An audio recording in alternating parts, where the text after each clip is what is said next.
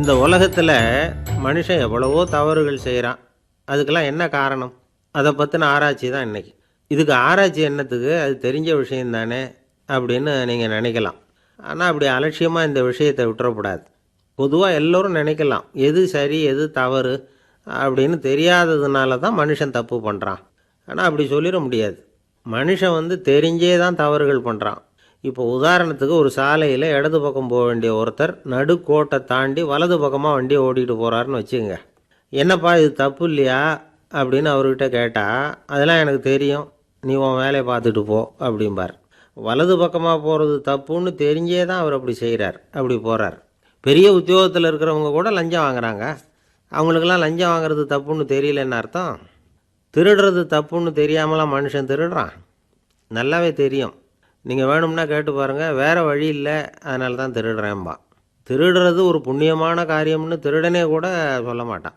திருடுறது தவறுங்கிறது திருடனுக்கு தெரியும் அப்படிங்கிறத விளக்கிறதுக்காக ஒரு பெரியவர் ஒரு கதை சொன்னார். அதாவது 2 திருடர்கள் 2 பேரும் சேர்ந்து ஒரு வீட்டுக்கு போய் ஒரு 10,000 ரூபாயை திருடிட்டு வந்துடுறாங்க. ஒரு காட்டு வழியாக வந்துக்கிட்டு இருக்கிறாங்க. இன்னும் விடியல. 2 பேருக்கும் தூக்கம் கண்ணை சுற்றுது. சரி, இப்படியே ஒரு மரத்தடியில் படுத்து தூங்குவோம், காலையில் விடிஞ்சதும் இந்த பணத்தை 2 பேரும் பங்கு போட்டுக்குவோம் அப்படின்னு முடிவு பண்ணுறாங்க. அதே மாதிரி படுத்து தூங்குறாங்க. நடு ராத்திரியில் ஒரு திருடன் முழிச்சிக்கிறான்.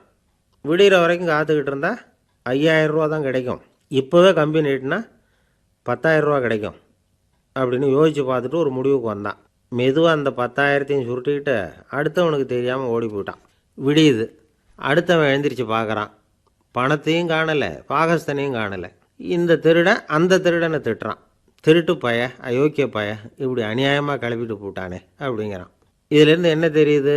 தெரியாமல் எடுத்துக்கிட்டு போகிறது திருட்டு, அயோக்கியத்தனம், அநியாயம் அப்படிங்கிறது இவனுக்கு தெரிஞ்சிருக்குது. அதனால தான் அடுத்தவனை பார்த்து இப்படி திட்டுறான். அதனால் தெரியாததுனால மனுஷன் தவறு பண்ணுறான்னு சொல்கிறது சரியில்லை. அப்படின்னா மனுஷன் பண்ணுற தவறுகளுக்கு உண்மையான காரணம் தான் என்ன? இதே சந்தேகம் அர்ஜுனனுக்கும் வந்துதான். அதனால தான் அவன் பகவானை பார்த்து கேட்குறான். மனுஷன் தன் விருப்பத்துக்கு விரோதமாக ஏதோ ஒரு சக்தியினால் பலாத்காரமாக இழுக்கப்பட்டது மாதிரி பாவம் பண்ணுறானே, அந்த சக்தி என்ன அப்படின்னு கேட்குறான். இதுக்கு பகவான் பதில் சொல்கிறார். காமமும் குரோதமும் தான் அந்த சக்திகள், அதாவது ஆசையும் சினமும். இது 2ம் உன்னுடைய எதிரிகள் அப்படிங்கிறத புரிஞ்சுக்கோ அப்படிங்கிறார்.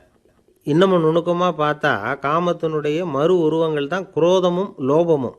ஆசை நிறைவேறலைன்னா குரோதம், அதாவது கோபம். ஆசை நிறைவேறிட்டதுன்னா லோபம், அதாவது பேராசை.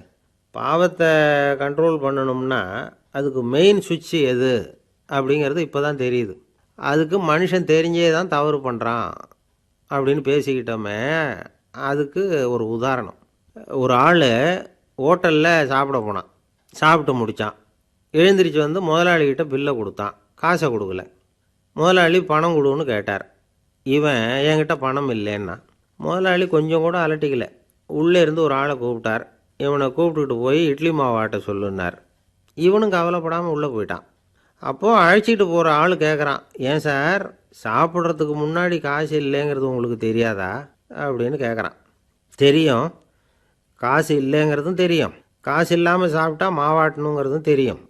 அப்படின்னா நீங்கள் உங்கள் வீட்லேயே சாப்பிட்ருக்கலாமே அப்படின்னு கேட்குறான் அவன். அதுக்கு இவர் சொல்கிறாரு, அது எப்படி?